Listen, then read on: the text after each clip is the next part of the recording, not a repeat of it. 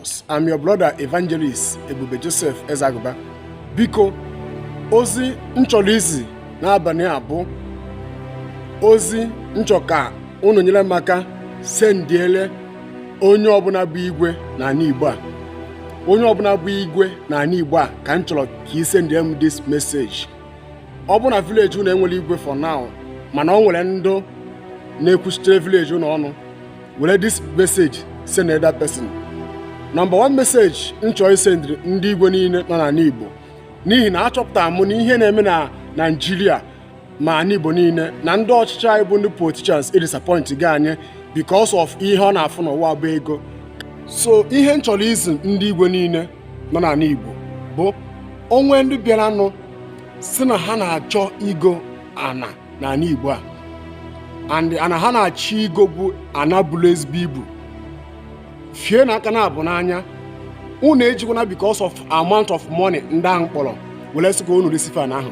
Mara na ndị fa bụ mara na ebe ha si nyoo na jiri nụ mmiri saa anya were mala ndụ ngeresi ana.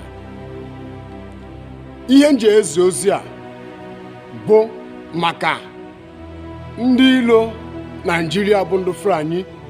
The agenda ha ji na Nigeria luga arụ ọkwụnwufe ma ha na-achọ na ha ga-esi jiri another plan strategy were bịa kọọ nka bịa occupy ya bịa take over. So biko nu ijikwara because of akpịrị ego, and nke ọzọkwa bụrụ ọ bụ na ịbụ onye Igbo and ha chọrọ iyuzugo ka ị bịa gopụta na mee na ị na-eme nke a bịa ligote ana ahụ, mara amara na Chineke bi n'eluigwe ga-akwụ gị ụgwọ ọrụ gị. Because ọ bụrụ na unu nyefe ana ihe a ga-abụ afụfụ ụmụ anyị ha ga-ata, ife a ga-abụ the punishment, ihe afụfụ ụmụ anyị ha ga-ata in future. So ọ bụ na ịbụ onye Igbo and ha na-achọ yuzugo ka fa yuzo ogu ka ị bịa pretend ya bịa mee ka igote na mee nke a, mara na Chineke ga-akwụ gị ụgwọ. So ndị Igbo niile fie na aka na abụ n'anya onwe ndị bịara na sị na ha na-achọ igo ana mee nke a, mara na ndị na-eresi ana, mara na ihe ha ji ya eme and gị nwa bụ onye Igbo Igbo onye politician ha na-achọ ijigo ha na-achọ iyuzugo were nweta ana dị n'ala Igbo ka ha were fulfill their mission. Kedu ụlọ ọ ga-abara gị na iwere ụmụnne gị lee ụmụnne gị maka ego? Kedu ụlọ ọ ga-abara gị na ịkpọtara ndị ilogu doisa n'obodo gị ka ha gbuchasị ụmụnne gị? Kedu ụlọ ọ ga-abara gị? Ọ bụ ihe alụ na anyị nwa bụ ndị ozi Chineke na-afụ ihe a na-eme n'ala Igbo, na-afụ ife na-eme na Nigeria na-emechi ọrụ. Ọ bụ alụ to us ka ọ bụ ọdụrọ mma. So ozi a ka m na-ezi ndị igwe niile nọ n'ala Igbo ma ndị niile ha na-achọ iyi ụzụ ka o nweta ndị Fulani ana n'ala Igbo.